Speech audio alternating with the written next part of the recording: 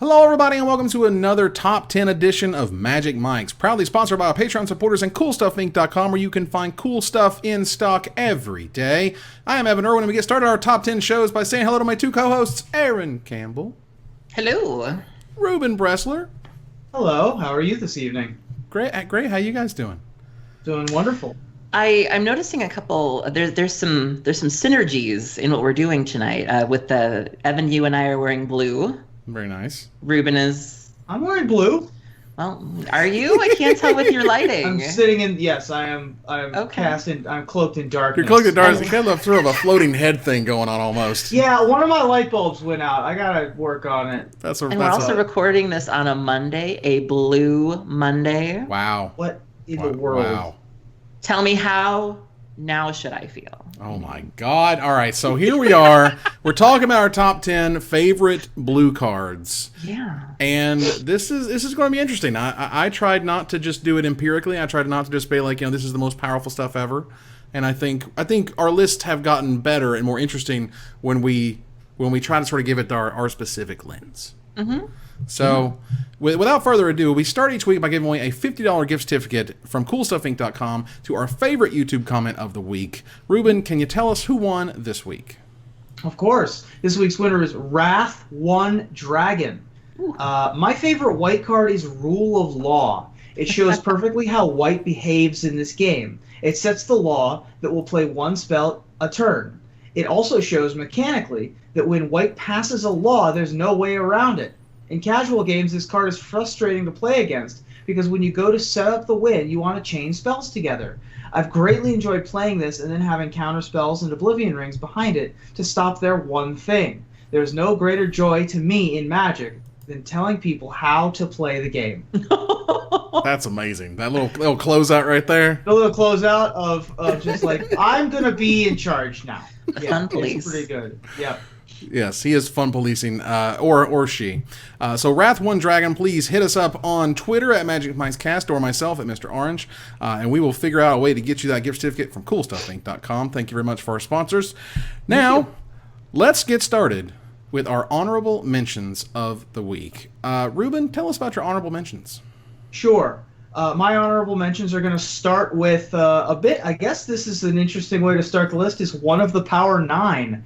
Time Twister is in my honorable mentions. It is sometimes referred to as the 10th of the Power 9, just because it's less powerful than, Black Lotus and the Moxen and some of the other folks that are on the list. But it's still an uber powerful card. I love drafting it in Cube. I think it's one of the most powerful things you can be doing in like 4 or 5 different archetypes. And it's a super powerful, draw 7 for 3 mana. It's just incredibly powerful. It's the cost that's the most important, because you see they remade the card later and they called it Time Reversal.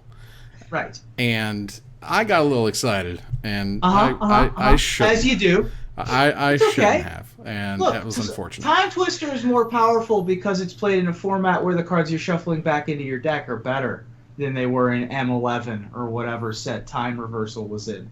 But you can take solace in the fact that Time Reversal's art is super sweet. It is amazing. And funnily enough, because there was a purple, there's all these planets, and there's one of each color of Magic, and there was a purple planet, and people just lost their minds on speculation. It was there still could be. There still could be in the future. Yeah. And then when we Time Reversal back, then you got the art. Right. And then that's incredible. Yeah.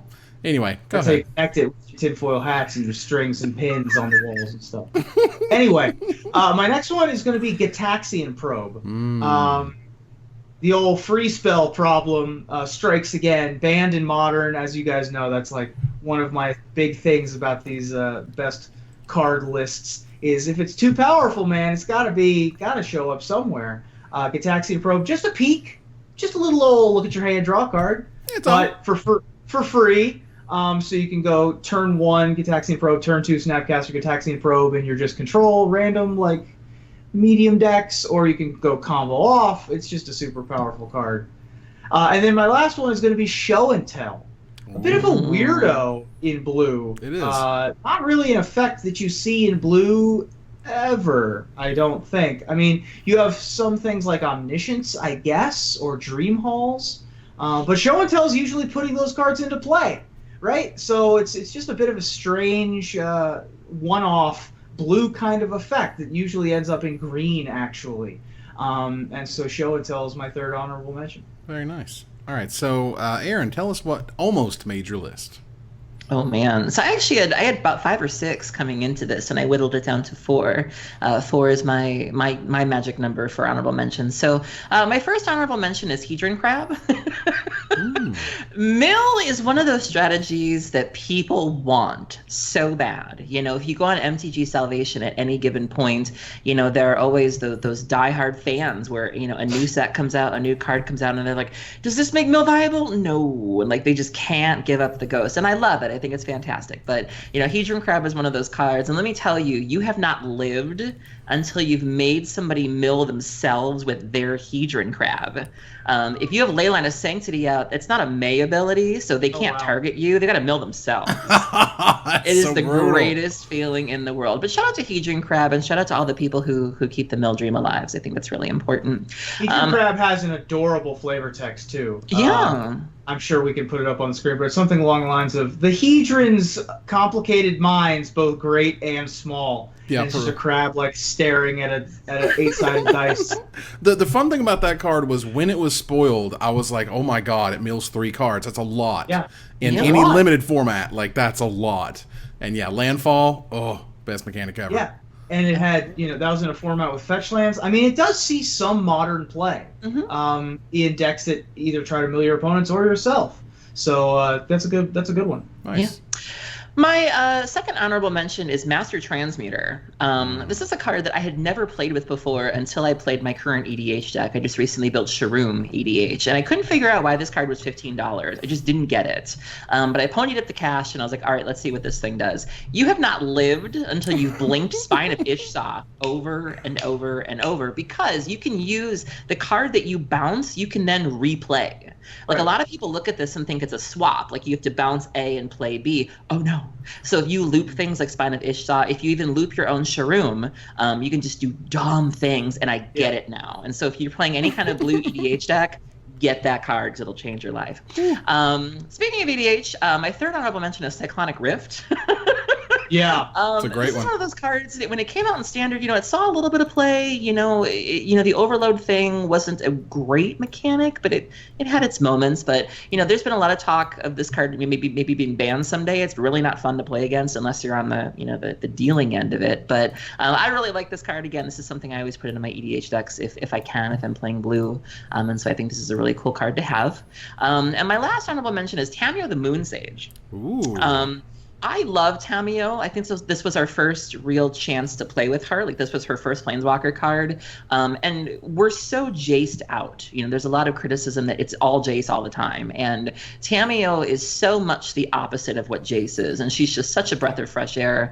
This card was so good in the control decks and Standard. The ultimate is just nasty. And I'd love to see more Tamio. And I think this was a great way to kind of introduce her to the game, was with her Planeswalker card. I'm ready for Tamio to come back and bring back Kamigawa. That's how Kamigawa shows up, because we go to Tamio's world. See, now you only want to do one set, right? They don't have to, go all in. They do one awesome, Kamigawa 2.0 set, and then we move on with our life. That's how it works. Now, so that's the end of your honorable mentions. Keep living that dream, Evan. I'm living it. Look, you got to keep that hope alive. Think about the ninjas. # think about the ninjas. Okay, so. First honorable mention for me is a little card called Daze. Daze stops all the things. There's few cards when you run into them, they will teach you a lesson that you will never unlearn. You will never forget that time when it just destroyed you. And you had the land in your hand, but for whatever reason, you tapped out to play blah, blah, blah, and the guy had it flipping out. Yeah, and you never did that again because you knew that dagger was so sharp. Daze. I mean, it feels like you've been dazed. Like that's how it feels. You summed up that crazy feeling of what did I walk into? You feel like you walked into a wall. You feel dazed. Like, somebody how did I not know? Yeah, somebody hit you in a pressure point. Yeah. Exactly, yeah. God, it's so brutal. All right, so Daze number one. Second one is Jace Viren's Prodigy. The baby Jace is a hell of a card. Reached all the way back to vintage. super duper powerful, crazy cool, flip Planeswalker. What I was hoping for the moment I saw Planeswalkers on one of the legendary creatures into Planeswalkers, I mean, it just was an unbelievable all-star in Standard. One of those, like, oh my god, its price is creeping up. It got up like, what, $80 or $100 or something? Something like that, yeah. It was ridiculous. And there's a reason for that, because this card is amazing, does everything you want it to do, loots, magoots, replay spells. It's amazing. I love seeing the pros just kind of turn the knobs on this guy. It was crazy. Assuming, I don't know if we have Merfolk Looter on the list, but this is like the greatest Merfolk Looter that's ever existed ever. Yeah. And it tells the story of Jace. Like, all of the flip planeswalkers in their own way tell their story. Mm-hmm. But Jace does it in such a blue way of putting cards in your of when you have enough cards in your graveyard, when he's smart enough, when he's learned enough, that's when his spark. When he becomes the Telepath Unbound. It was such a cool story, not to mention the fact that it is a super uber powerful card in basically every format that it's in. It is amazing. So up next is a Cube favorite, which I also know is an EDH favorite. It is something they don't really let you do anymore. You don't really get to search your opponent's libraries very often, but Bribery is that card. Yeah. And you just go, and it's great because the flavor's there, it feels good, you're just like, what you got? Oh, that's pretty, and you just keep going, you find whatever you want, bam! And it's fantastic. So Bribery is just one of those cards that, it gets cast on you, and then you're like, oh god, what do I have? What's the biggest, scariest thing in there? I hope I've drawn it already, or I hope I've looted it away or something, because, oh god. So in Cube, it's a little bit more focused. And then EDH, I think you just have, got a buffet in front of you of stupid things. I could have sworn that this card was, I believe, let me just take a look here. Yeah, so this was back when the Nahiri Harbinger deck started popping up in Modern. People were like, oh my god, what are we going to do if this takes over? What answers do we have to this? And people started talking about Bribery because they were only running one copy of the Emrakul, and the plan was to play a Jeskai controlled game until you get the Nahiri online and fetch your Bribery or fetch your Emrakul. And people were going, hey, we should bring in Bribery, take that one copy of Emrakul, and then they're sunk. And so for a while their Bribery became a popular card as a possible foil to the Jeskai Harbinger list. And I'd never seen it before that, and I was like, what? And so love it. Oh my god. That's another one that's in Modern because of 8th edition. Yeah. 8th edition. Shout out to 8th edition. 8th edition just sneaks in the weirdest, most random stuff. Absolutely. It's fantastic. All right, so my last honorable mention is a very powerful card. It's Creature.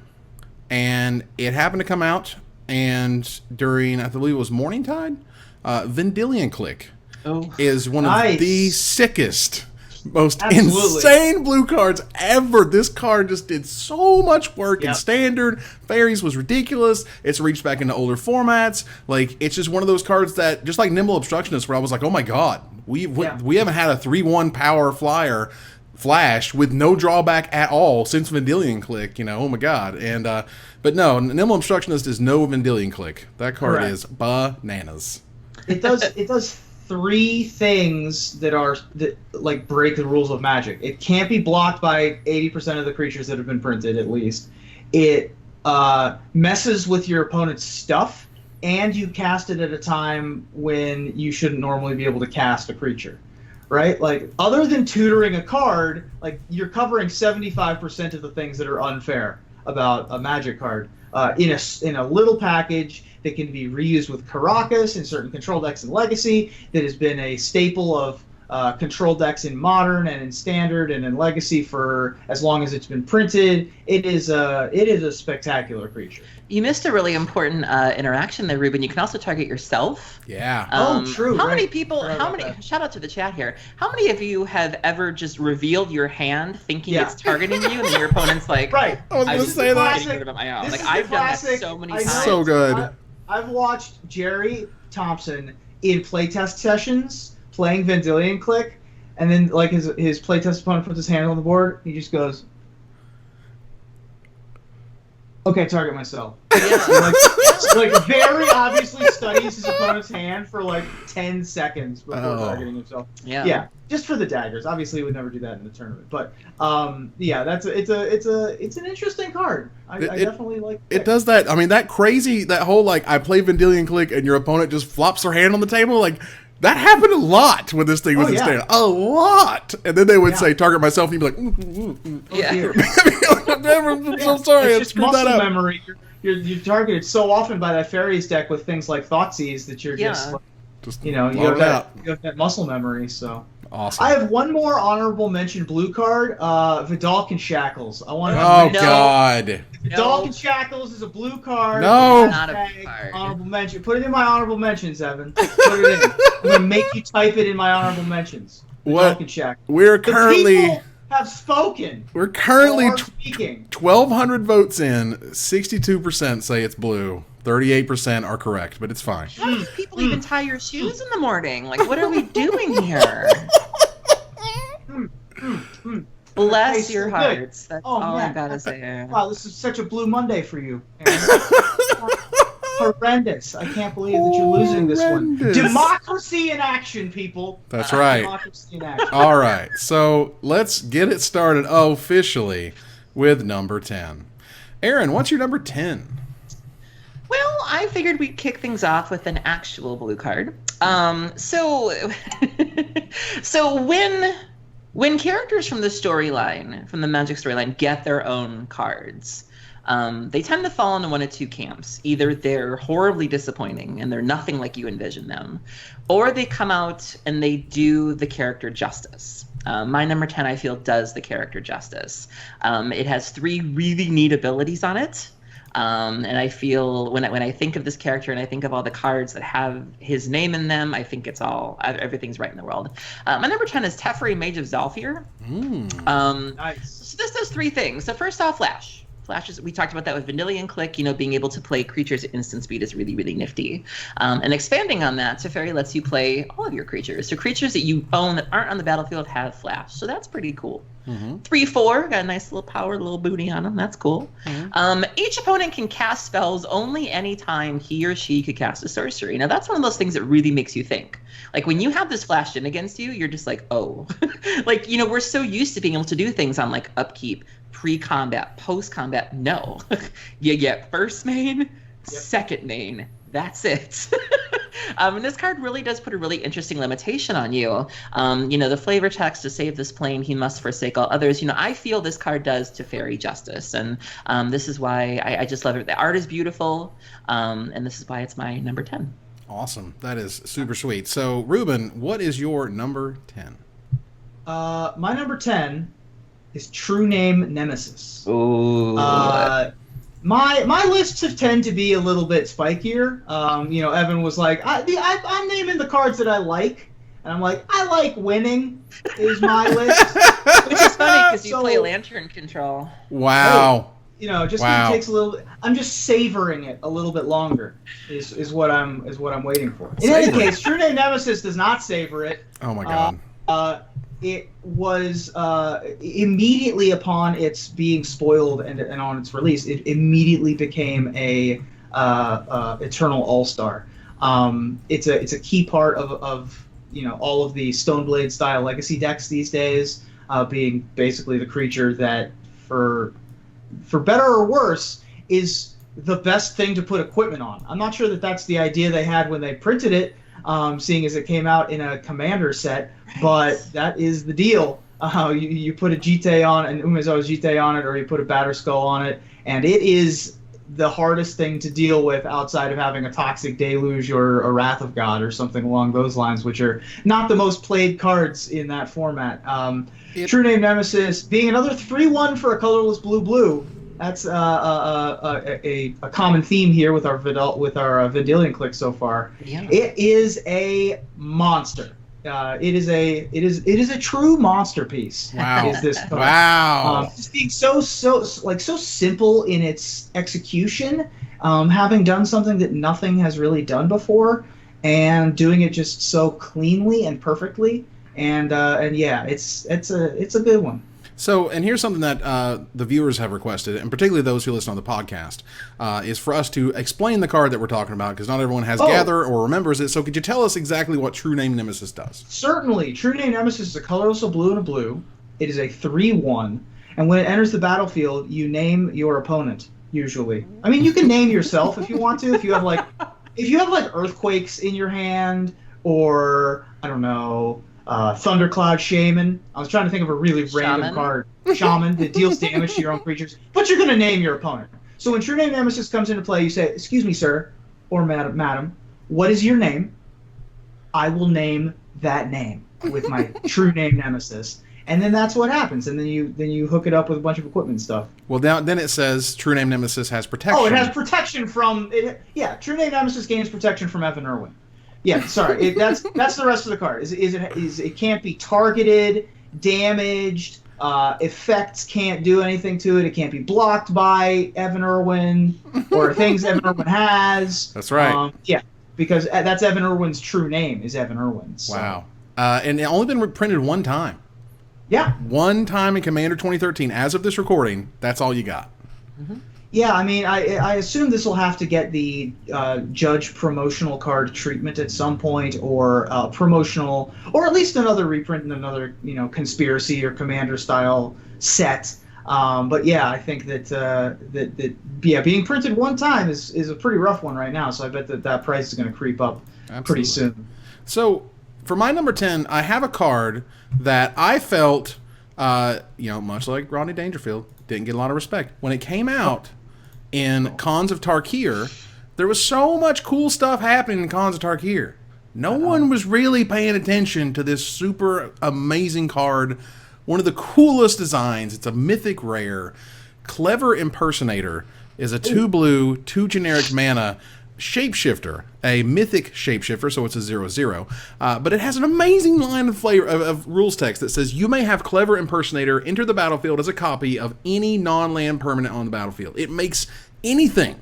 Now, Mirage Mirror is one thing, because, you can copy stuff and then, whatever. Right. That's great. But no. Clever Impersonator is like, I have another Planeswalker. I have your Planeswalker. I have your best thing. I have your best creature. I have your best artifact. I mean, like, it does whatever you want it to do. And to be so wide-reaching and to be so awesome in every casual format. Like, this is an amazing casual card. Think if you're playing a 5-player EDH game, you're just like, let me just see what I want to be. This can be that.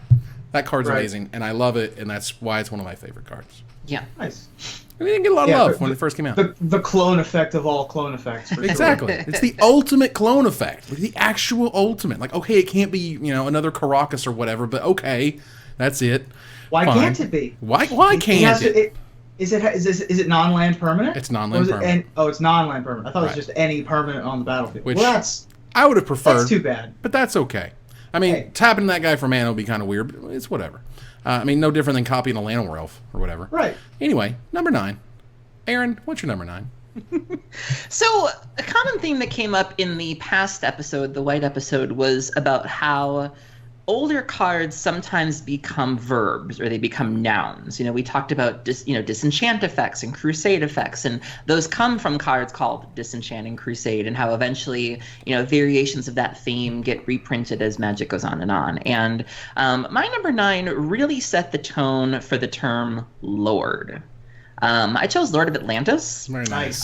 Which is 2 blue, and other Merfolk, a +1/+1, have Island Walk, and it's 2/2. You look at things like Master of the Pearl Trident, you look at Mirror Rougerie, which all have that sort of Lord effect. Merfolk is entirely made up of Lords, Right. There's some Merfolk to receive the buffs and things of that nature, but I feel like this is one of those cards that really set the bar for things like Goblin King, Lord of the Accursed, other Lords that are out there. This was really, I think, one of the first, and this is the one that you really had to kind of live up to. And I feel like this is one of the only ones that really, sees a lot of play. Even in Elves, you look at Legacy Elves, and we really don't see any Elvish Archdruids. You know what I mean? And you don't see Goblin Kings running around. You don't see the zombies, the right. Lord of Undeath or whatever it's called. But this you will see. You'll see it in Modern Merfolk. You'll see it in Legacy Merfolk, Vintage Merfolk when it creeps its head out. It's just an all-star, and I feel like it set the bar, and I think it's the reason why we call this type of effect a Lord effect, and I think it's just great. That's amazing, and it's from Alpha. How many cards that are not just literally straight busted can you say still see fair play, actual not overpowered play, and this is one of them, which is fantastic. Yeah, that's a great choice, and you're right. It does lend itself its term to the effect, even to this day when we've removed the Lord creature type from all the creatures, but even to this day there's still like you were mentioning, Señor de los Muertos, the Lord of the Undead. the old creature type Senior is my favorite. But yeah, I mean, even Goblin Lord, which is a card, didn't come out first. It was Goblin King. I think you're right. Doesn't even see play in Legacy Goblins, you know. Yeah, doesn't even see play in Legacy Goblins. No. None of those the elves and this is the only one of the original like iconic guys that's still around 20 years later. Yeah, absolutely. 25 years later. 25 years later. Yeah. So, my number 9. Lord's old enough to rent a car if he wanted to. My number 9 for this one is from one of your favorite sets, Rube. This is Urza Saga. It's a rare. I'm pretty sure it's on the reserve list. And it's one of the first ever ways that they let you exchange things. Gilded Drake is a blue and a generic mana for a rare flying 3/3. Gilded Drake. It's a wonderful, amazing card. One of my favorite cards because it's so good. Because it says, when it comes into play, exchange control of Gilded Drake for a target creature one of your opponent's controls or sacrifice it. So you're giving them a 3/3 flyer, but you're taking whatever the best thing they have is. That's an amazing effect. I've loved this thing in Cube forever and ever. It's a great card. Casual. It's just one of the best casual cards of all time. I love it. Yeah, Gilded Drake. absolutely. It's not even just a casual card. This card has seen serious competitive play in the past as well. Right after Emrakul came out, this was the best sideboard answer that people had after people show and tell in an Emrakul. They really loved that one. It's seen competitive play. It's even without the weird cheaty stuff in Legacy, like show and tell. You can just exchange it for your opponent's creature and then cast an unsummon effect and do it again. Yeah. So yeah, this thing's seen play in not just casual but also in competitive. Hell Flavor yeah. text is great. Just simple buyer beware. Yep. It's so good. So Ruben, what is your number 9? My number 9 is higher on someone else's list, so we're gonna have to talk about mine later. All right, we can do that. But I'll let you go ahead and take the first, number 8. My number 8 probably should have been named Entomologist. It's the only time that we were going to get a chance to name a card like Insect Scientist ever in the history of Magic, which is it's Delver of Secrets. But I just wanted to lead off with the name thing first because we would never get to the name thing if I didn't go first because it's such a powerful card. It's taken over every format kind of by accident. I don't think people expected Delver of Secrets to be quite so powerful. I remember that when Innistrad was coming out, I was hanging out at Comic Town in Columbus, Ohio, and we were looking at spoilers of cards. And people were looking at Delver of Secrets and being like, "What? Why is this a thing? Is this good? Can we? Is this a draft archetype? This seems like it's a draft, or we can draft like 4 Delver of Secrets and then a bunch of like travel preparations or whatever." So what does it do, Ruben? And then it turns out that it just kills everyone in Legacy. It's a 1 blue mana for a 1/1 human scientist. And at the beginning of your upkeep, you may reveal a top card. You may look at the top card of your library and reveal it if you want to. And if it's an instant or sorcery, you flip Delver of Secrets. Now, honestly, number 8 on my list shouldn't be Delver of Secrets. Number 8 on my list should be Insectile Aberration. Because Delver of Secrets is not a good card, but Insectile Aberration sure is. Which is a 3/2, I believe it's a human insect? Is that correct? Oh man, it is a human insect. That's correct. Wow. Okay, well it's Jeff Goldblum from The Fly.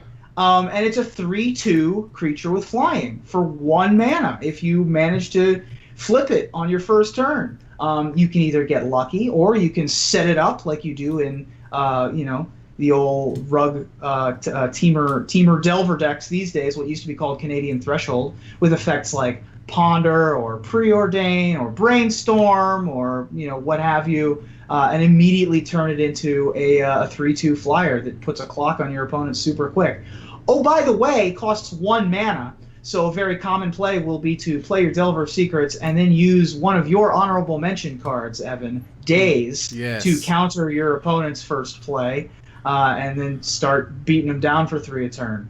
Delver of Secrets is just a uber powerful, fun card, and yeah, I think a lot of people love it. I think it's an amazing card, and I I made an entire Forgotten Lore episode just about this card, where I went back to the first time it showed up on camera, to the first time I was reviewing Innistrad with Jerry Thompson on camera, which was kind of amazing.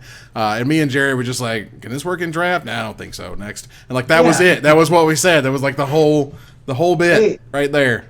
It's tough, man, and since then, it's taken on a life of its own. It's been referenced on multiple other cards, including the rest of the Delver of Secrets storyline. Yeah. Of like 3 cards, so 6 total faces of various types of cards. Also, I had my very own token with the In Contention podcast, where the 3 of us were all iconic blue creatures of various types, and I was the Delver of Secrets. Nice. So it's near and dear to my heart. Fantastic. So, Aaron, what's your number 8? My number 8 is another one of those cards from the beginning of Magic that has become its own thing. You know, its own. We talked about Lord. You know, various lords coming from Lord of Atlantis. My number 8. I'm sorry, is Clone. Wow. You know, multiple clone effects through the years. You know, Evan, you mentioned one.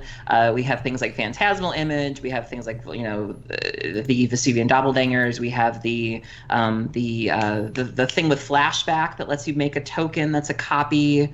You know, there's just clone effects throughout Magic. And one thing that I really love about this card specifically is if you go back and look at the difference between the alpha text versus the latest printing in Magic 2014, if you go back and look at the original clone, it says, upon summoning, clone acquires all normal characteristics, including color, of any one creature in play on either side. Any enchantments on original creatures are not copied. Clone retains these characteristics even after the original creature is destroyed. Clone cannot be played if there are no creatures in play. Cut to M14, where it's literally, you may have Clone enter the battlefield as a copy of any creature on the battlefield.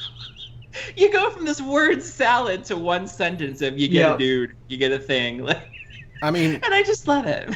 Good old-fashioned blue, 3 generic mana, make a copy of thing. And it's funny because when you read the alpha text, like, it literally has basically a casting cost restriction. It says, cannot be played if there are no creatures in play. They actually basically eroded that out. Like, there used to be Clone was one of the ones that didn't work under... It's one of those cards that falls into this animate dead category of it didn't work under the original rules of Magic the way they wanted it to, but then they just printed it anyway. Right? Mm-hmm. And then they simplified the rules, and Clone accidentally all of the variables canceled out, and they're like, oh, well, okay. Well, there it is. I kind of went through the Clone, or like Vesuvian Doppelganger was another one in there, and then finally that's where I came to a clever Impersonator because I wanted like the Uber clone, essentially. Clones everything. But Evan, there's a ninja clone, and you didn't pick Sakashima's imposter. How dare you? That was on the list. Sakashima's whatever. Sakashima, the imposter. Yeah, the imposter. The imposter is Sakashima's. There's one of Sakashima's something. Oh yeah, from the commander deck. Copy. Yeah. Okay. Whatever. And that card is also super sweet. Ninjas. Think of the ninjas. However, when we're going to number 8, we're going back to the World of Lore one, and one of the bluiest of blue cards. One of the most blue. Has some of the most blue mana symbols on it. Oh, yeah. Does everything. It slices, it dices.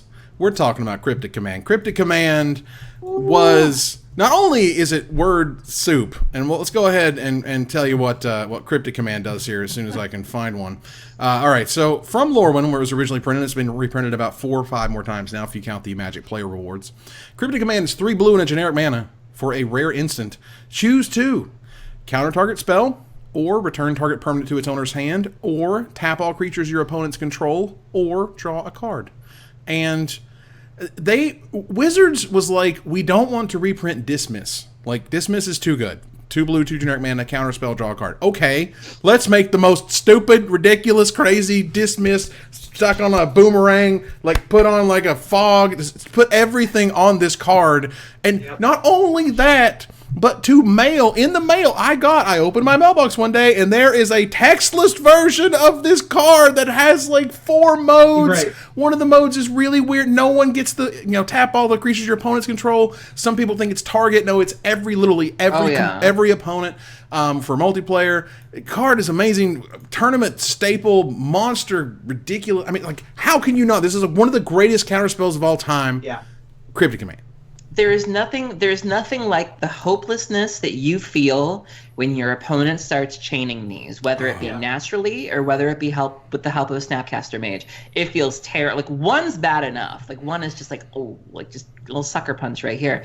Then you get a second one and you're like, well, damn. And like, it just feels terrible. Like, it's a very powerful card. Yeah, Cryptic Command is just bananas. It's just so good. I remember early in the discussions for Lorwyn where people were like, well, I wonder which of the commands is the most powerful. And no one thought Cryptic Command was on that list. The argument was between like Austere Command or Profane Command. Well, I wonder which one. I mean, maybe Incendiary Command will be more powerful, but... And then it just ends up being this one. Miles away. Just crazy powerful. And then they reprinted Reflecting Pool in Shadowmoor, and just like the world went insane. So that you could play this alongside double white cards and quadruple green cards. Quadruple greens. Oh my god! Can't wait till we get to the green cards. That's gonna be fun. But yeah, so Cryptic Command, one of the the best feeling. I'm just gonna end on this. There's no better feeling than when you rip the Cryptic Command, fog them, draw a card or do whatever, get in, rip the Cryptic Command, fog them, and that's how you win, is by chaining them off the top. It's just whoa. It's so good, and man, it would destroy people. I loved it. I remember when I was playing Mono White Kithkin and Kithkin Block PTQ season at the time, and I had a copy of Thoughtweft Gambit in my sideboard. You'll be forgiven if you don't know what that card does, but don't you worry, I'll let you know. Basically, it's 4 colorless and a blue-white and a blue-white, and it says untap all creatures you control and tap all creatures your opponents control. And so I would have lethal on the board, and they'd be like, aha, gotcha, Cryptic Command, and I'd be like, that resolves. Switch them up and then kill you, and it was my favorite. But the only reason why I ran that 6 mana instant in my white weenie deck was for this card and this card alone. That's how big of an effect the Cryptic Command had. God, that was 6 mana. Good lord. It's a billion. It's a billion. You got a lot of mana when you were playing Kithkin, but the thing about it was that you had a bunch of Mutavaults and Windbreath Kites, so it was okay. So we're going to move on here to number 7. I chose one of the greatest counterspells for number 8, but I chose the greatest counterspell at number 7 from Legends is Mana Drain. Mana Drain is, in my opinion, the greatest counterspell ever made. There will never be anything anywhere close to how stupidly busted this card is. It is 2 blue for an instant, used to be an interrupt back in the day. Counter target spell at the beginning of your next main phase, add X generic mana to your mana pool, where X is the casting cost of that spell. So, oh my god, this card is stupid. And here's the crazy part, because they had the weird printing issues with Legends, and you would get half the uncommons in one box, half the commons in the other. Right. There are people who sent mana drains to Wizards so they could get terrible uncommons that sucked. They sent them. They did that. That's weird, and I can't stand how weird that is. But that's happened, and okay, and it took a little while for people to be like, wait a minute, maybe this card is busted. It's like, no, man, that card is stupid from the moment it saw print, and just one of those good old-fashioned, they didn't really know what they were doing, and, who knows? You put the NOS in the gas, tank, and you're like, oh, God, it exploded. I mean... Speaking of not knowing what they're doing, what is happening in the art for Mana Drain? Can anyone explain to me what's happening? Is that the one with the octopus? It's got like a jellyfish. Yeah, it's some weird under the sea happening. Yeah. I don't know what's... Oh, is that what's happening? Is it a slug that's suction cupping out the mana? Yeah, it's feeling a little slurpy to me. Okay. Little slurps. That's what I take out of it. But like a weird brainy looking slug thing. Perfect.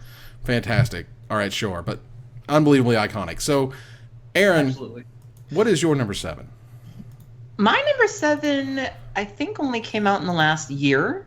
Oh boy. It's rare that... It didn't really set off any alarm bells when it first came out. It didn't really set up any alarms. It was cute. I don't think it really was worth a lot of money when it first came out. Standard really didn't have a use for it. Some people kind of putzed around with it, but to no real great effect. It certainly didn't see any play in Modern. Legacy hasn't touched it. But did it change Vintage? Bay, hashtag Baywatch, showed up to Eternal Weekend with his take on a list featuring this card, and it redefined an archetype in Vintage. My number 7 is Paradoxical Outcome. Wow. This is one of those cards that no one noticed. It was just like, okay, return some artifacts, sure. Draw some cards, sure. 4 is a lot. I don't really know how I feel about that. In Vintage, I have Paradoxical Storm is now a thing. Paradoxical Storm. This card is scary. This is the card that has, brought Storm back to the forefront. I lost to one of my first forays into Vintage. I lost on turn 1 of my upkeep. You heard that right, because of this card. Somebody played Leyline of Anticipation. Nice. Which I'd never seen before. And I remember I was playing on Magic Online, and so again, this is my turn. The opponent doesn't. We just started the game, and so the little slider starts on untap, slides to upkeep, and it's Mox Lotus. Wow. Oh my god. And I have my girlfriends on Skype with me, and they're like, "We're dead." And I'm like, "What are you talking about? It's my upkeep." And they're like, "Wrap it up, girl. Wrap it up." And I was like, I want to see this. And so all of a sudden, it's Mox Lotus, paradoxical outcome. Bounce them all back. So you return all those cards, Mox, do this again, and you're just dead. And it's like, wow. It's absurd. Like when you pair this with artifacts that don't cost anything or cost very little, it's out of this world. And this card is responsible for it. It's fantastic. So could you tell us exactly what it does? Yeah, so it's 3 and a blue. It's an instant from Kaladesh. Return any number of target non-land, non-token permanents you control to their owner's hands, and then draw a card for each card you returned that way. So if you're playing a bunch of Moxen, which cost 0, you're playing them, getting storm count, returning them all to your hand, getting cards, which you can then redeploy your Moxen to use to cast the cards you just drew in between tutors and time walks and things of that nature in Vintage. It's just absurd. And if you were to go through Kaladesh and say, pick a card that's going to light up Vintage, I don't think anybody would have seen it would have been this one. Like, I remember when Reed played this card and people were like blown. They were like, what is this? How is this possible? And from then on, it's been history. The paradoxical outcome is like people tried to make it work in all the different formats, Right. Everyone tried, and I don't think I didn't hear anything about it in Vintage until all of a sudden, like, oops, it's busted. Okay, great. That's amazing. Paradoxical outcome is sweet. And it's one of those cards that you could tell something terrible or something like unbelievable happens with this card. Nothing fair happens with this card. No. Nothing okay, fine happens with this card. No. Stupid things happen with this card. Yeah, they've been pairing it with either Flux Reservoir in Standard. I know Emma puts with it, Saffron Olive puts with it, and it's fine. Like, it's cute. Yeah, it's cute. But if you really want the full effect, try it in Vintage, because you will get your life. Wow. So, Ruben, what is your number 7? My number 7 is also from Lorwyn, as a matter of fact. Another one of the most powerful cards of all time, printed in our Happy-Go-Lucky set. This card is banned in Modern. This card is restricted in Vintage. This card is Ponder. It is one of the most powerful draw fixing effects that's ever been printed. It's a 1 blue mana sorcery from, as I mentioned, Lorwyn, also reprinted twice previous to its banning in Modern in M10 and M12. Look at the top 3 cards of your library, then put them back in any order. You may shuffle your library, draw a card. I mean, what else do you want? Like, what else do you want 1 mana to do? You get... So, starting at level 0, this lets you look at 4 cards if you want to. This lets you look at the top 3, then shuffle and look at another one. Like, if you have 1 out in your deck, there is no card better at trying to find it than Ponder. You get 4 bites at the apple. Additionally, this card sets you up for the future. If you play this on turn 1 or turn 2, it can smooth out your draws. It can make your game plan for the entire game. Or if you don't like what's on top, if you find 3 more lands after keeping a 4-lander, you can get rid of all those and try again later. This card is extremely skill testing as well. It's one of the most skill testing cards. It's one of the reasons why people love the Callblade Mirror so much is people had effects like this all over the place. Ponder is just such a cool, interesting, fun thing to be able to do that your opponent, like when you're an opponent and your opponent plays a Ponder, you're like, all right, cool, fine. Like, you don't feel bad when your opponent plays a Ponder, but secretly you've just lost. Like, secretly a lot of the time you're way behind the 8 ball after your opponent plays a Ponder. This is one of those cards that Wizards learned, like, you can't. Like, you can't just do this. No 1 mana cantrips. They just won't make them anymore. Right. And it's cards weird like because this is just like a repeat of Portent from Ice Age, except for Portent had the slow trip instead of the immediately draw card. Right. Which apparently, when you change it from draw card on the next turn's upkeep to immediately draw card, that just blasts this thing into the stratosphere. Apparently, I don't know how or why that's so. That one small little kind of cosmetic change is so insane. But yeah, it's just so much more powerful. In addition to the fact that French copies of Ponder are called Contemplation, which I really enjoy. So you get foil Contemplations for your expensive Legacy deck. Nice. So yeah, Ponder is going to be my next pick. Ponder is nuts. And so as we move on here to number 6, and it's really cool here because as it turns out, Ruben and I put the same thing in the exact same slot. In the exact same spot. Wow. Sure thing. Sure did. In the world of Innistrad, I'll never forget when I first saw this card. It was at the Modern Pro Tour, the first one, right? It was, 2011? And they were on live stream, and it was Aaron Forsyth, and they were talking about it, and they said, we got the Pro Tour preview card or whatever, and it's and it was made by Zach Hill, and they showed Snapcaster Mage on the screen, and it was like, what? And here was the funny part, because the pre-orders went up really quick. The pre-orders for this card began at $7. That's where it started, and of course it sold out 50 immediately, and the price started going up. Yeah. But for those who don't know, from Innistrad, Snapcaster Mage is Tiago Chan. Is that correct? Yeah. Tiago Chan. Yeah. Tiago Chan's invitational card. It is from Innistrad. It's a rare. It's a blue and a generic mana for a 2/1 human wizard that has flash. When it enters the battlefield, target instant or sorcery card in your graveyard gains flashback until end of turn.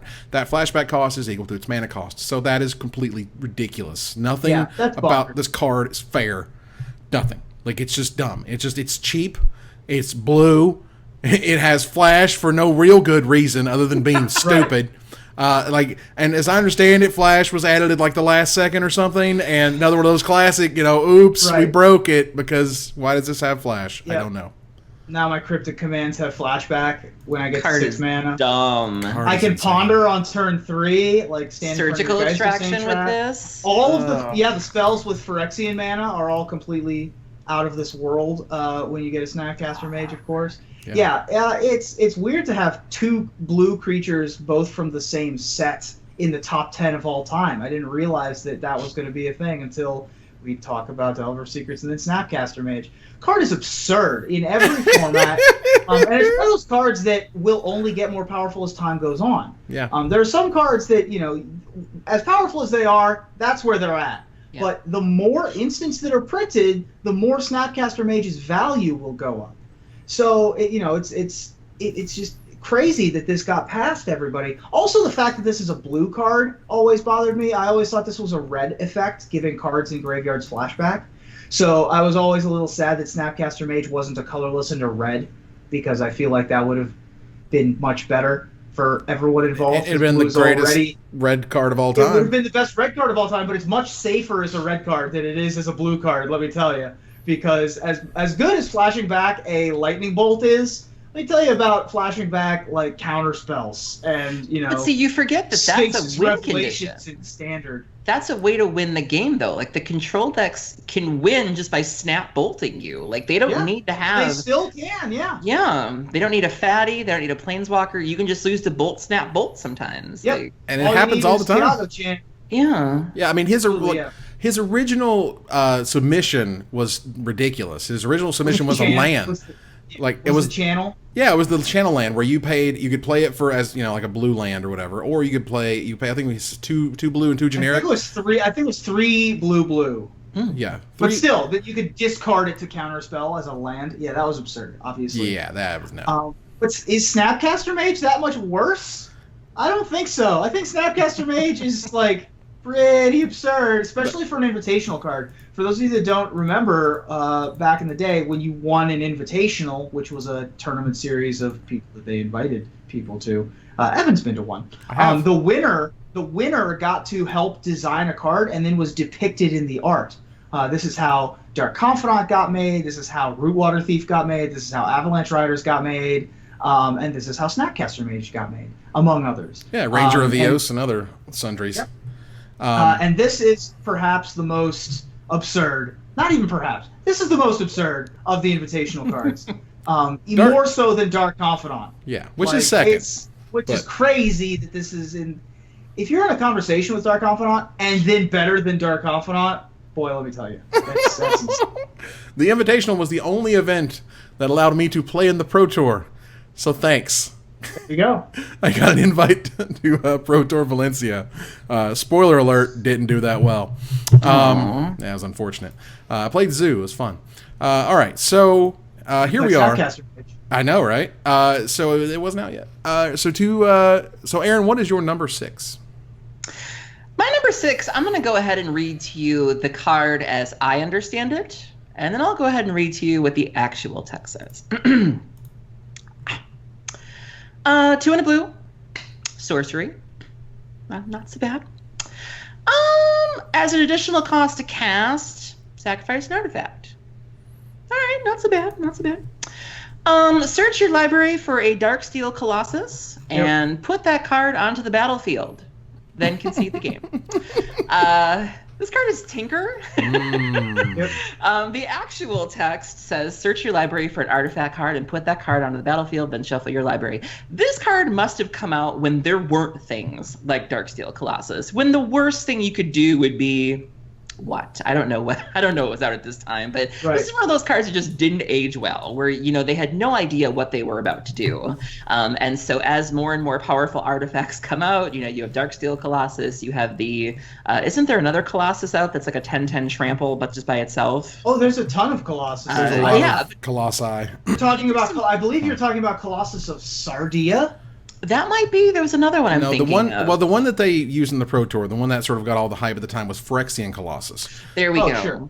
That was the one that you could tinker for. It was an 8/8. 7 mana 8/8, yeah. Right, and it doesn't. But then you have things like Platinum Angel, Platinum Empyrean. I mean, there's some really scary things you can do with this card, and it's just frightening. And it's banned in Legacy, restricted in Vintage. But when they find that one copy, it's just like sacrifice this Mox Opal and whoop.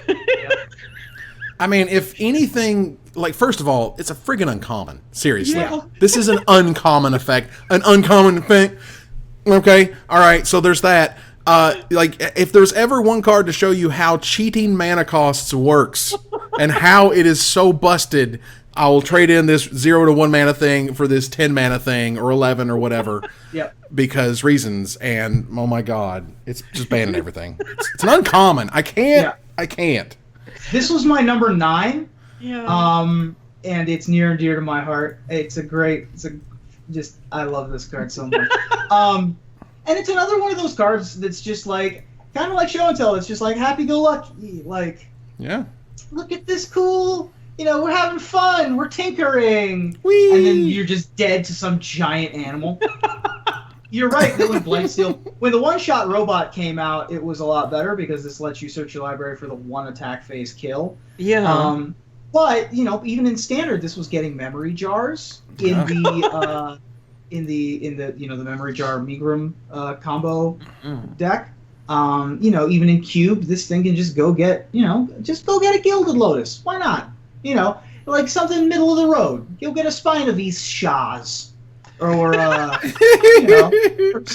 or an Inkwell Leviathan. There's lots of good stuff you can go get with Tinker. And it's a nice reminder that Joyra of the Gitu exists as well, because she's working with her Joyra's toolbox and apparently finding a Darksteel Colossus in her workshop. Oops! Who'd have thunk it? Hashtag in her workshop, because those are played the same. In any case, wow. Tinker is just a spectacularly good card. I'm glad that it's higher on your list than it is on mine. That's great. All right, so let's move here to number 5. Ruben, what is your number 5? You're gonna have to skip me, bruh. I got mine higher on someone else's list. Oh, dang. Aaron, what's your number 5? My number 5 is banned in Modern, banned in Legacy, and is the card that we think of when you hear the kerfuffle about Phyrexian mana. Yep. My number 5 is Mental Misstep. Nice. This is a card that I don't know of any other counterspell that's banned in a format. It's like, correct me if I'm wrong, but Mana Drain. Mana Drain, sure, okay. That's it. But yeah, Mental Misstep. When you look at this, you're like, and especially you look at this and you're like, how many spells cost one that I care about? And again, when you're playing older formats, Serum Visions, Ponder, Brainstorm, Dark Ritual, Reanimate, the list, Faithless Looting, the list goes on and on and on. I just recently started using this card in Vintage Dredge, and nothing feels better than countering an Ancestral Recall, countering a Grafdigger's Cage, paying 2 life to sacrifice to counter something that costs exactly 1. There are so many uses for this card. It is insane. And like I said, when that discussion comes around about how broken Phyrexian mana was, this is usually at the top of the list of what were they thinking.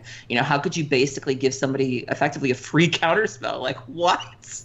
A hard counter at that, not a little it doesn't have like a mana leak type thing where you can pay to get. No, it's pay 2 life, and if your spell costs 1, it is not happening. No ifs, ands, or buts, and it's just scary good. The art is kind of weird. I like it, and yeah, it's really good. God, Mental Misstep. This is one of those like cards that it was so clear that it was busted in older formats. It was just like goblins started running it in Legacy just to have it in Legacy, just to be competitive. Oh my God! This is at the time I spoke to R&D and I was just like, what is happening? There's no way this card should be legal in Legacy, let alone unrestricted in Vintage or whatever. And as of right now, it's not restricted at all in Vintage, which is great. But for Legacy, that format runs on Duncan and 1-drops. And let me tell you, that it just did stupid things. The format of Legacy just started doing this weird, spiral around. How do you get around Mental Misstep? You don't want to not play the amazing 1-mana cards, but you're going to just slack into it every time. Oh, God. Trying to play Legacy when Mental Misstep was legal was just painful. Yeah. My first SCG Open top 8 was during Mental Misstep Legacy. I was playing what was called Athens Blue at the time. And yeah, you would just have stacks that were like Brainstorm, Misstep, Misstep, Misstep. All right, whatever. That's where we're at now. The fact that Wizards of the Coast printed this effect without trying it on one that didn't have Phyrexian mana first, why didn't we just try instant speed 1 blue mana, counter target spell that costs 1? None of the paying life part yet. Let's take it slow. Let's go out on a few dates first, and then see how it goes, and then maybe try the 2 life thing. Oh, man.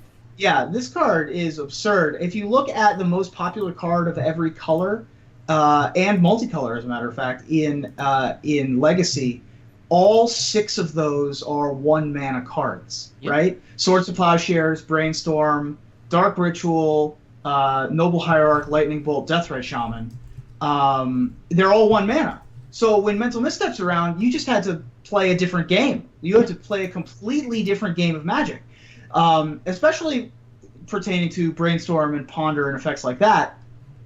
People don't counter those effects. That's not a thing that you counterspell unless you have top and counterbalance lock going or something like that. You just don't care. That's not the hill you're dying on. But Mental Misstep, that was the hill you were dying on. That was where you used those. That's where you got your advantages. Mental Misstep just threw a wrench in every single game that it was even remotely possible to be played in. One of the clear times when Wizards was like, look, we don't test older formats. And we're like, we get it now. You really don't test older formats at all. Or even think of them tangentially. No. It's like, I wonder what could happen. I wonder if it's a problem. Dear God, the house is on fire and cats running away. And, it's pathetic. All right, so we got to go back to one of my favorite sets, which is Lorwyn, for number 5. You guys have a lot of these Lorwyn cards. Lorwyn was so good. Lorwyn was amazing. Lorwyn had a creature that is one of my all-time favorites, and boy, do I love me a control magic. Sower of Temptation is a 2 blue, 2 generic mana, 2/2 flyer that when it enters the battlefield, you gain control of target creature for as long as Sower of Temptation remains in play. So, control magic on a stick with evasion turns out pretty good. And just wrecked tournament tables, was amazing. Was in my cube from day one. The moment I read it, printing off a proxy, throw it in the sleeve, wait for the real thing, do the stuff. Have a weird, unfortunate memory attached to Sword of Temptation. When I went to a nationals, and one of the last nationals, from years ago, there was some people who probably I should have been rooming with, as it were. And turns out my foil Sword of Temptation grew legs and left me. No. Amongst other. Big Sword of Temptation is your Sword of Temptation? I have to interrupt you for. Am I the only one that says sour? Yes. Okay.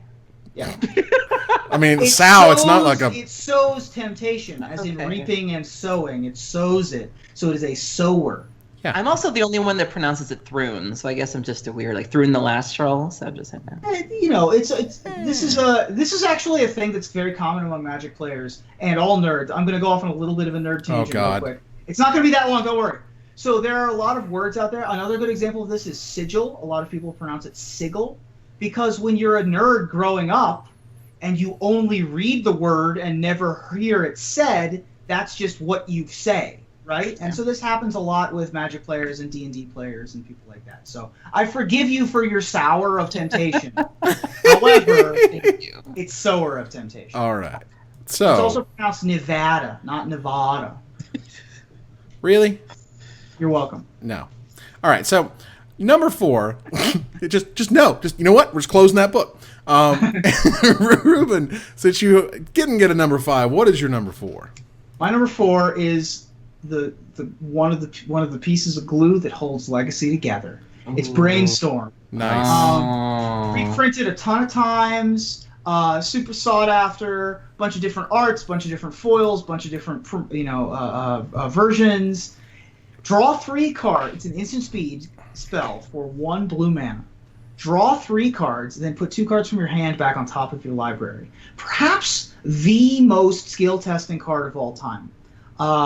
My close personal friend Adrian Soccer, AJ Soccer, has written over 10,000, maybe close to 15,000 words on. I didn't know that was his first name.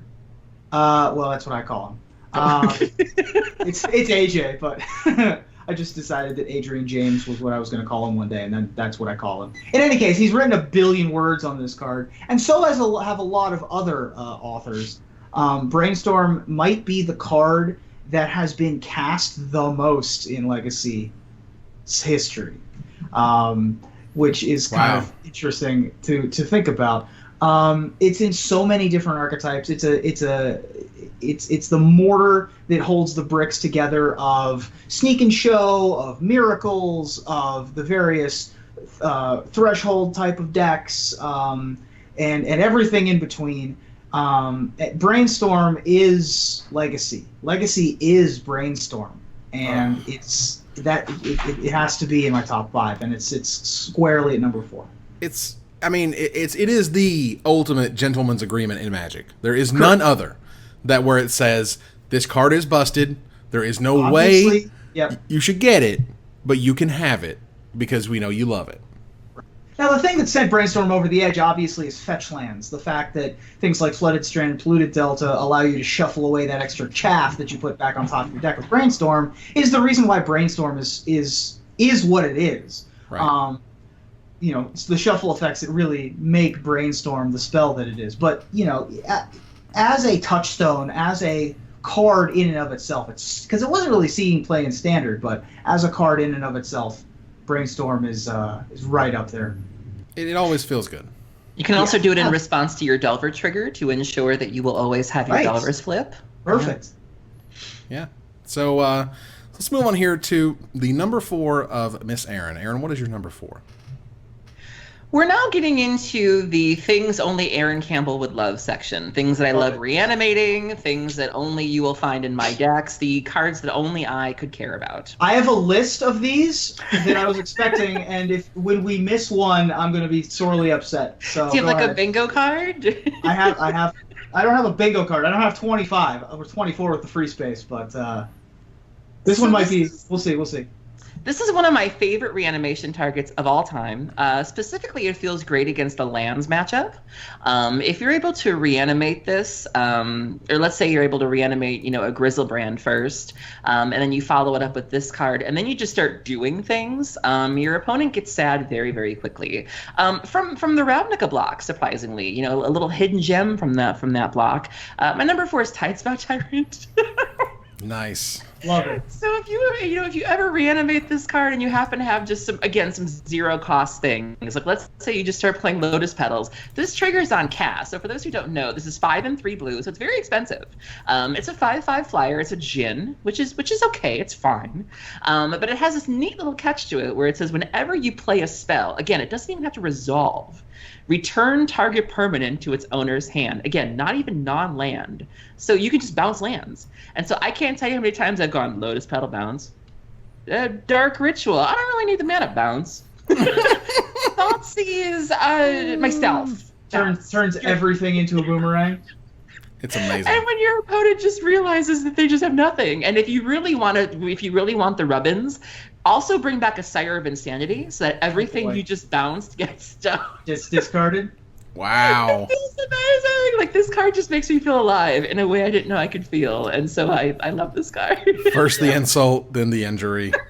Welcome to Tidespout Tyrant. Tidespout Tyrant's an important card in those Reanimator decks because it's not legendary. It's like the only non-legendary creature so that it can't get Caracas. That's a good one. Yeah, it's a very specific tool. It's like, you figure you have Iona for the combo decks, you have Elesh Norn for the creature decks, you have Grave Titan for like the death and taxes, the very grindier matchups, and lands are very difficult to interact with typically, but this really kind of remedies that. And so the lands matchup, this is the key to the lands matchup. It's just beautiful. Oh man. So my number 4, as it turns out, is from Urza's Destiny.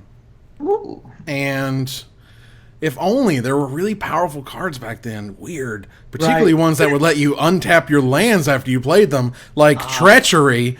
Treachery is 2 blue, 3 generic mana for a rare enchant creature. When it comes into play, you untap 5 lands. That's fair. And the one line, you control enchanted creature. This is a free control magic. This card is stupidly broken. There's nothing fair about this card. Never feels good to be on the receiving end of it. And it always feels amazing, when you're the one providing it. And Treachery just gives you everything. It not only, you have counter spells. That's great. Yeah. What do you need for counter spells? Mana. What does this give you? Mana. Why does this make mana? I have no idea. Because Mark Rosewater kind of lost his mind for a little while and made Urza's block and said, screw it. And said that, blue isn't good enough. We'll just give them 15 free spells just because. Why not? I'm glad that we at least have one free spell on the list because we couldn't reference, like Time Spiral or Cloud of Fairies. Frantic Search is another good one. All of which are banned in a lot of formats. Treachery is the only one that's not. But it's also the first pick in all drafts. Yeah. All cube drafts, all Urza's drafts. Card is ridiculous. Card is insane. So I love me a Treachery. Treachery always feels good.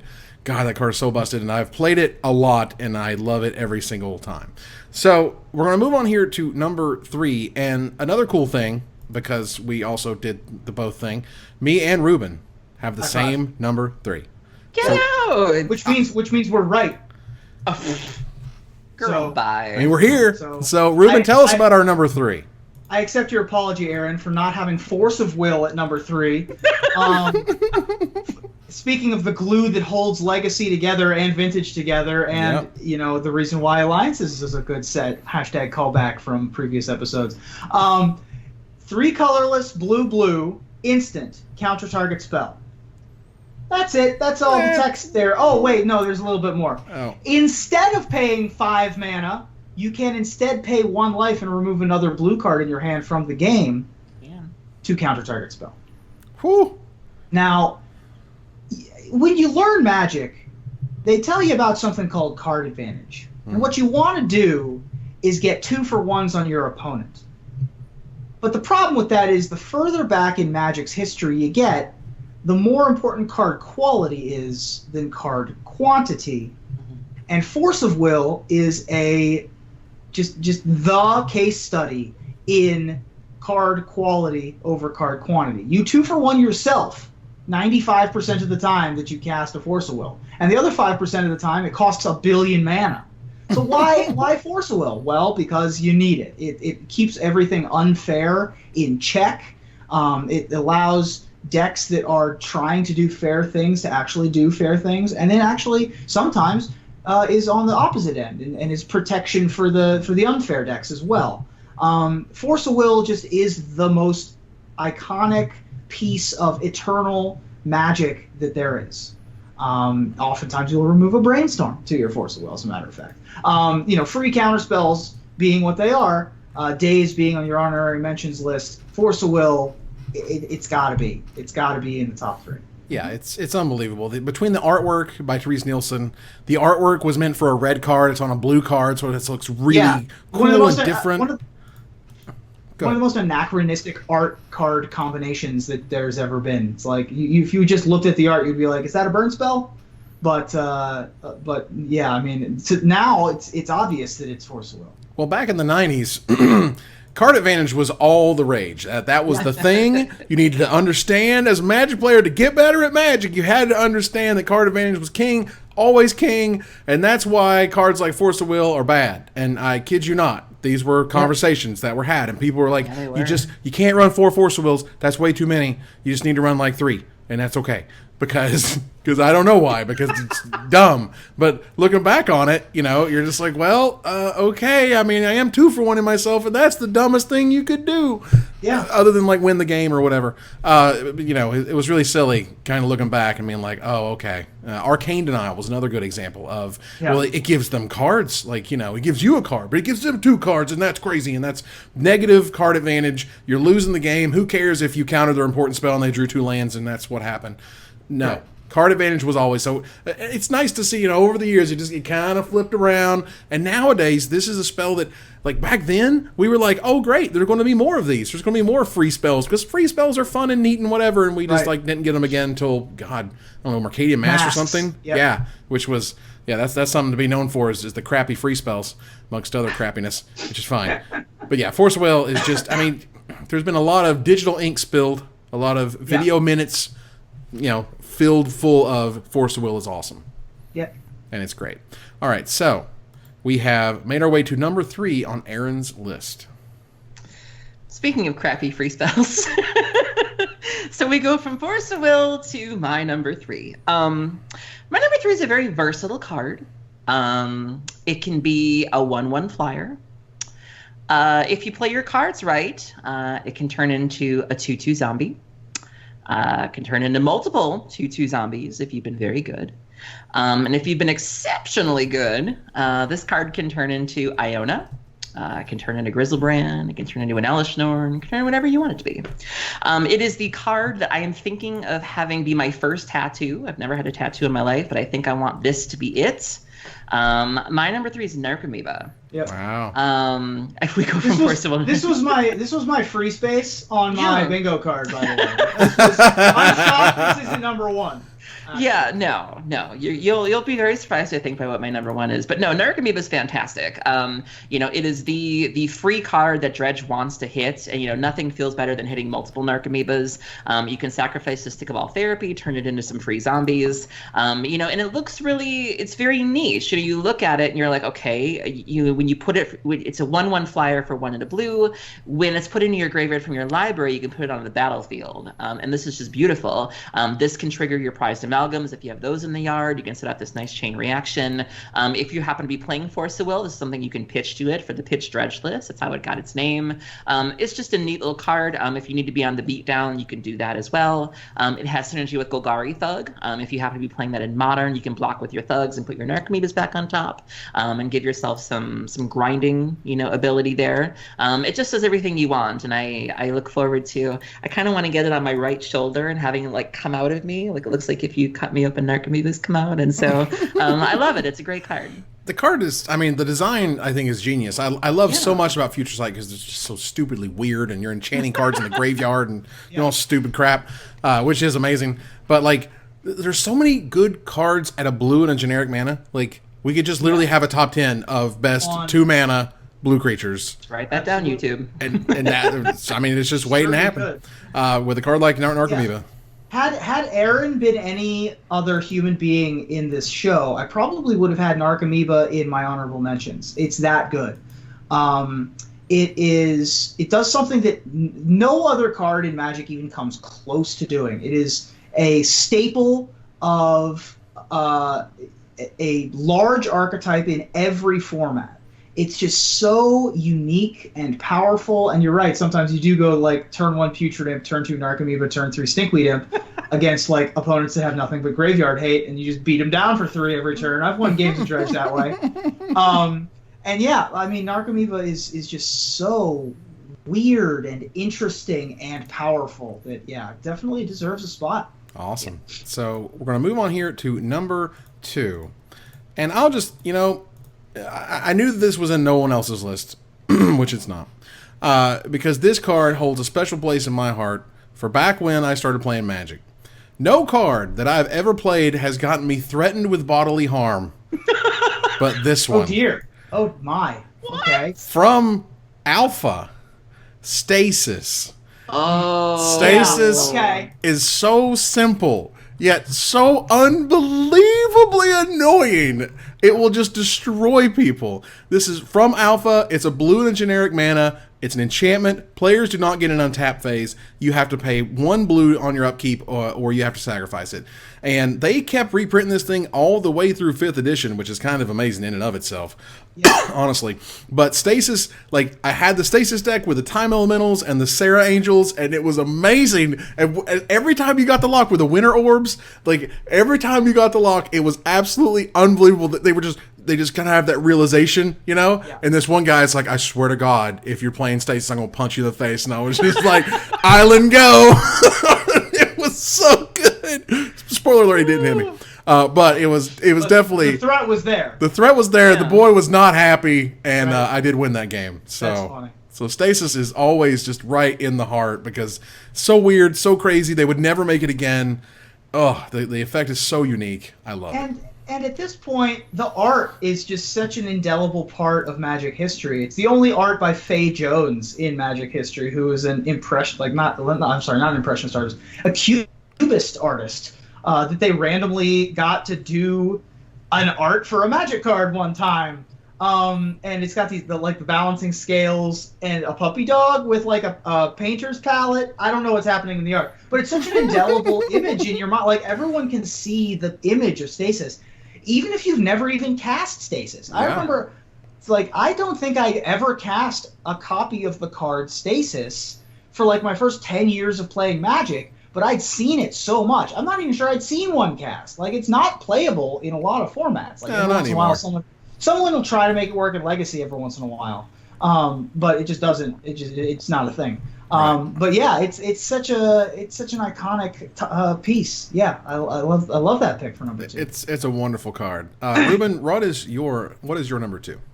Target player draws 3 cards. Okay, that's a thing. My number two is Jace's Ingenuity. No, it's Ancestral Recall. Everyone. My Power 9.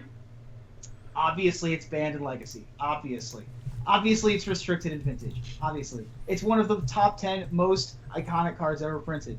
It's got Tenochtitlan in the background with the Aztec randomly. Yeah, just for no reason. We're in the middle of an Amazon or in a Mexican rainforest, and that's hurting our heads somehow. I don't know. In any case, Ancestral Recall is Magic. That is what it is. It is Magic. Drawing cards in blue, right? We talk about what do the different colors do. Well, white does this. Green does this. Blue counter spells, and it draws cards, and it bounces permanents. Sure. Well, what are the most iconic of those? Well, probably Ancestral Recall. It has led to various other impressions of it, trying to be other Ancestral Recalls, like Jason's Ingenuity. We don't talk about power creep. Hold on a second. When you have 1 blue mana, and then that turns into 3 colorless and 2 blue mana, and then that card still sees standard play for a little bit, that's kind of crazy. That's how powerful Ancestral Recall is. And you can target your opponent too. There used to be decks back in the day, especially before the 4-card limit. Let's talk about way back in the day, where you would just deck your opponents. You would just play nothing but Black Lotuses and Ancestral Recalls, and you would just draw 3 cards, draw 3 cards, draw 3 cards, draw 3 cards. All right, time to kill you. You draw 3 cards. You draw 3 cards. You draw 3 cards. And that was like a thing. Was That's like you played ridiculous. like, you played like 18 Lotuses and 42 Ancestral Recalls apparently. And yeah, that's it's just such a good card. I've only gotten to cast it in real life once, but it felt so good. There was a vintage portion to the invitational I got to go to, so I was able to borrow the Sickness, and I was able to play an actual. It's just a weird thing, right? I mean, you can print out a thing and put it in the sleeve and whatever. There is a feeling you get when it's the real card and you're actually casting it and you're doing things with it that is amazing. Awesome. Ancestral Vision made you wait 4 turns, and it was still too good. That card is still busted.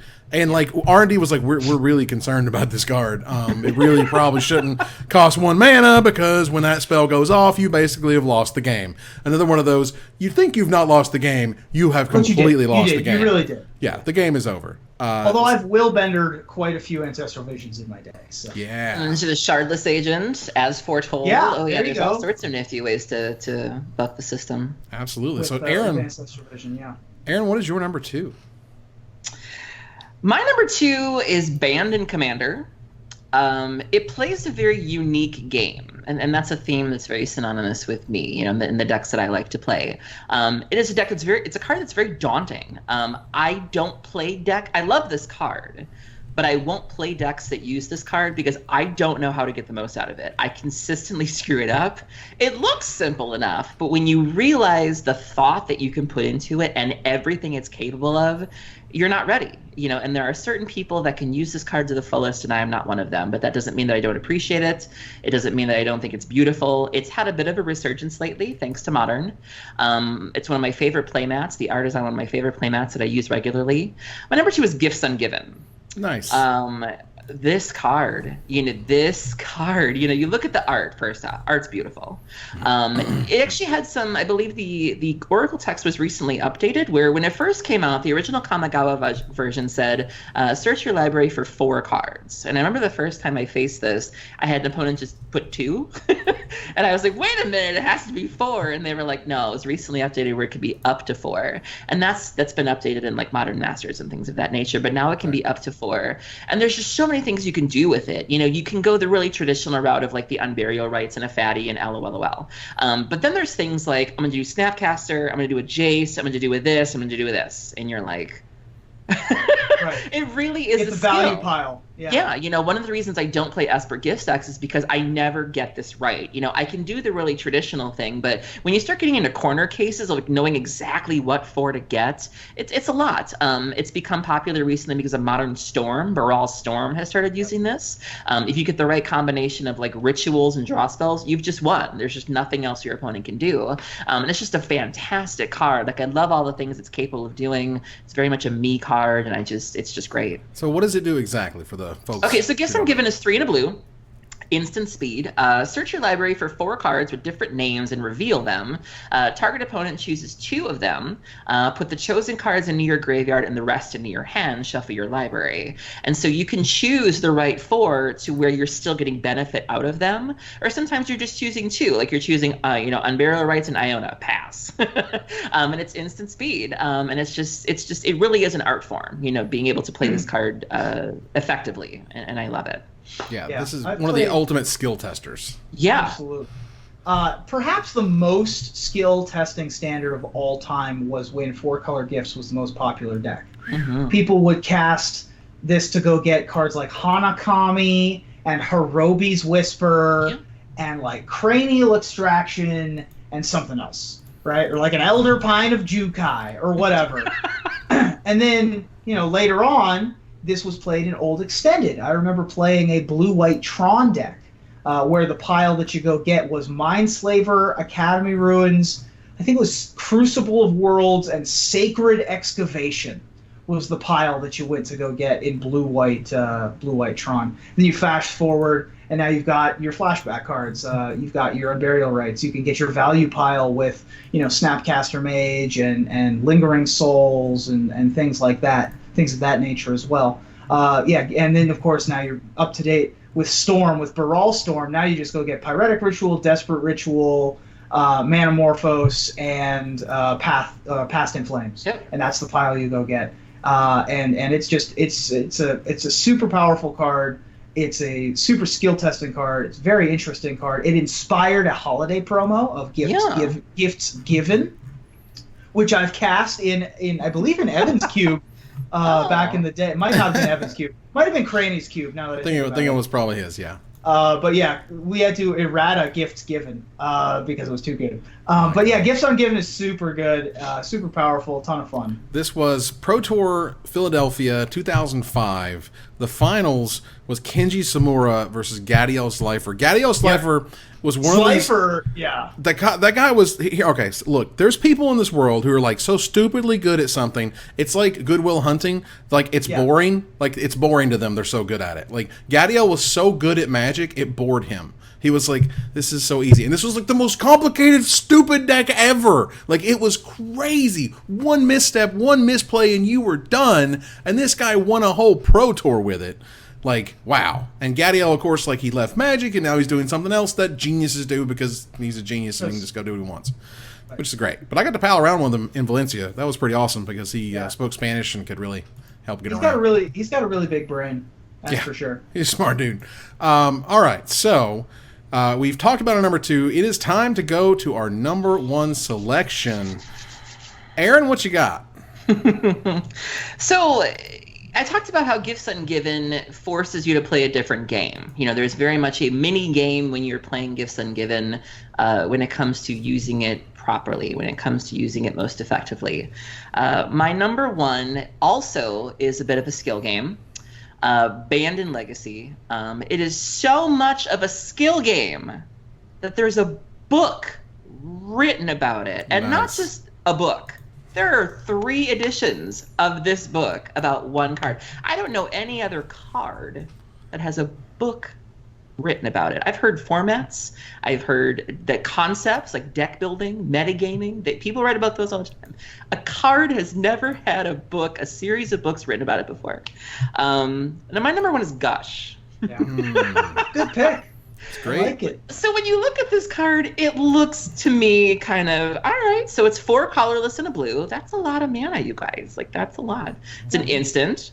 Some gushing happening in the art. All right, art's fine. You may return 2 islands you control to their owner's hand rather than pay the mana cost. That's probably the most important part. Draw 2 cards. We talked about how much blue loves to draw cards. Yeah. It's the blueiest. This card is dumb. When you look at this, you float your 2 blue, you bounce your islands. Odds are what you're going to draw can be cast with those 2 blue, and you can still have a lovely turn with this card. And it's a science. You see people play this card, and you can tell, to watch an expert in Vintage play with this card is different than watching somebody who just started the format playing this card. Stephen Menendian, shout out to him, Vintage Guru, Vintage Icon, wrote a book about this. Literally called Understanding Gush. It has 3 editions last time I checked. What other card can say that? What other card can say that there is so much nuance to it that it requires a book? It's just mind-boggling. And this is one of those cards, again, that there's a lot of discussion about whether or not this should even be allowed in the format. Should it be restricted? Should it be banned? Should it be whatever? It just inspires discussion like I've never seen any other card do. And wasn't it banned then unbanned? And then essentially, or restricted or unrestricted or something? Yep. Nowadays, it is restricted in Vintage. It's back to being restricted. Yeah. But it was unrestricted for a long time, and while it was unrestricted, it was the big boy on the playground. Oh, yeah. In Mentor Gush, most recently. Although Fast Bond Gush, of course, being the classic combo from back in the day, where you could return your tropical islands to your hand and not only draw 2 cards, but sort of ramp mana in a weird blue-green kind of way. Yeah, Gush is an excellent top slot. Again, with these free spells, man. Arcadian Masks bringing them back. And this common, one being, no less. Common, no less, yeah. And this one being one of the most, pretty much the most iconic one from Mask's block. Perhaps Days being more iconic. But yeah, right up there. Let me tell you, most iconic. Lots of Popper play. Lots of Popper. Yeah, sure. Popper enjoys Gush. Gush is fun. Gush is a spectacularly good card. That's a good number one. So Ruben, I'm gonna go out on a limb here. I have a feeling that your number one starts with a T. It does.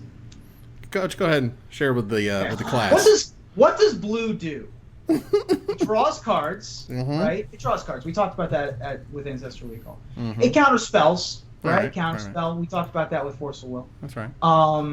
It like organizes the top of your deck, like Ponder does that kind of stuff. It bounces things, Cryptic Command, Boomerang style. And there's also control magic effects, like Treachery. There's clones. There's clone effects. But there's also Time Walk effects. Oh, yes! Take an extra turn after this one. For 2 mana. That's all you got. Now, Time Warp, I could have done the same joke as I did last time. Up to 3 colorless and 2 blue for Time Warp does the exact same thing on Capture of Jingzhou and Temporal Manipulation and Time Warp. But Time Walk, the OG, was colorless and blue. Power 9. Oh. This, I think that this is more iconic than Ancestral Recall. I think that this is the card. This is the blue card. This is the card you think of when you think of blue, right? I think. It's up there. It's got that weird skeleton art, but we'll get past that. I love that. I love the super weird skeleton art from the super Weber. Weird alpha skeleton. Yeah. Yeah, it's creepy. But I think that Time Walk is just such a touchstone, such a iconic piece of Magic, Arcana. The original version of Time Walk when they were testing it was target player skips their next turn, I think. But that led to some weird wording rules interactions, I think. I forget exactly what the story is, but apparently when they were testing it, it targeted an opponent instead of just being you take an extra turn, which I think fits much better anyway. Time Walk is my number one blue card. It also was referenced in Time Spiral with the card Walk the Aeons, right, which has the Amy Weber skeleton Deuter guys pulling a pendulum. It's awesome. Card's not very good, but it's awesome. Walk the Eons used to have a combo deck. Talk to Ali Altrazi about that one. But Time Walk certainly deserves its place in my top slot, I think. All right. So for my number one, to close us out here, as you mentioned there, blue does a lot of things. Okay, blue does a lot of things. It manipulates top cards of libraries. It draws cards. It bounces things, and it wins games. And this card does every single one of those. Only one card in Magic has been cut up and sent all around the world for you to figure out what it is. Jace, the Mind Sculptor, is my number one favorite blue card. It does everything. It's 2 blue, 2 generic mana for a 3 loyalty planeswalker. It has 4 abilities, the first one to ever have 4 abilities. It has a +2 of look at the top card of target player's library. Very important. Even could be your own. You may put that card on the bottom of that player's library. So then at that point you have the Jace lock. Okay, that's fair. 0. When I'm talking to Mike Turian, I'm going 0 for Brainstorm. Brainstorm. Just draw 3, put 2 back. Brainstorm. That's the bluest of blue things, right? Okay, -1. Return target creature to its owner's hand. Let's just go unsummon things, right? Let's just get rid of problems. Who cares? And -12, which apparently started out as like -9, and they bumped it to 12 at the very last second. -12: exile all cards from target player's library. Then that player shuffles their hand into their library. So it's going to win the game by itself. It's going to lock up the game for you. It's going to do some of the most iconic things that blue has ever done. It is easily respected as one of the best, if not the best, planeswalker, not close. Jace is, it got so ridiculous. Like, It got so ridiculous. I heard from people inside Wizards who were like, you know what? Can we not on the Jace for a little while? Can we just kind of lay back? Jace as a, like the face of the brand or whatever. Like they try to shift away from it because it was so ridiculous. First card to ever hit like $100 in standard. I mean, first card, for God's sakes, it caused one of the first bannings. I remember that there was like a famous tweet where Forsyth is like, check out Legacy where you can play the standard All-Stars, essentially of Jace and Stoneforge Mystic. Just completely wrecked the format. Greatest thing ever. For me personally, I love this card. There's nothing wrong. You never feel bad about it. I got to really kind of go into the depths. I got to talk to every person in Wizards who had anything to do with this card because I wanted to know. And I'm like, you need to tell me what you were thinking because this card is bananas. And it's also one of those cards that people are consistently looking for the 2.0. I remember when the new Chandra came out recently in Kaladesh or either Revolt, people were like, it is the next Jace the Mind Sculptor. Even when Flip Jace, even when Baby Jace had its moment, it's one of those cards that people are consistently looking for something to fill its shoes. Can this be the next Jace the Mind Sculptor? I actually think, I'm one of the few people who thinks Jace is fine for Modern. I'd love to see it be unbanned. I think it's totally fine. Same. No. It's fantastic. Get in Spaceship. No. Fine. It's not fine. This was my number 5.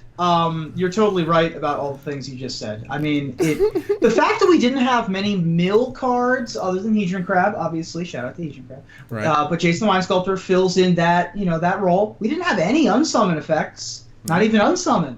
But Jace fills that role. Exactly. We had Brainstorm. We got to talk a little bit about Brainstorm, but Brainstorm every turn is different than spending a card on Brainstorm.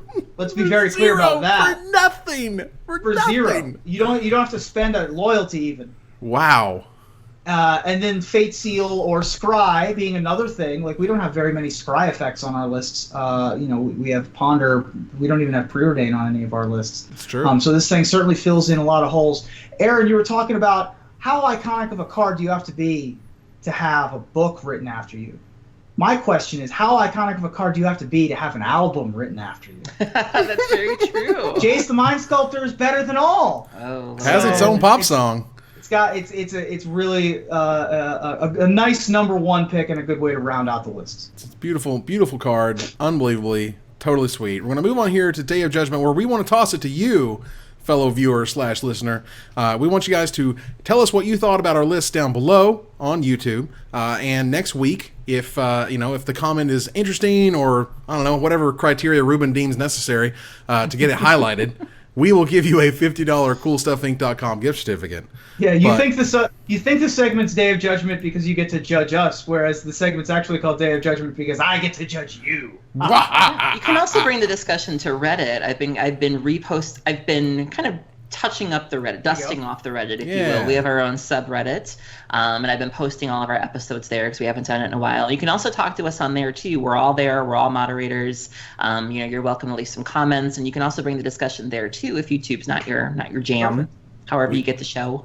We will check out all the comments where all the comments can be left, and that was awesome. But that said, that was our top 10 favorite blue cards. Aaron, thank you very much for hanging out and joining us.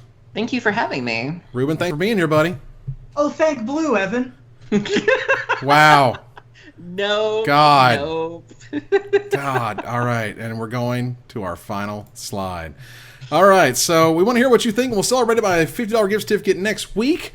And next week, we'll also talk about our favorite black cards, which is going to be very interesting. I'm sure Aaron will have lots and lots to choose from. I might just abdicate my slot and let Aaron have her top 20. Just get all the 20. It's fine. We'll just let her do the top 30. It'll be okay. Right. So you guys can sit this one out. I'll just do the whole show.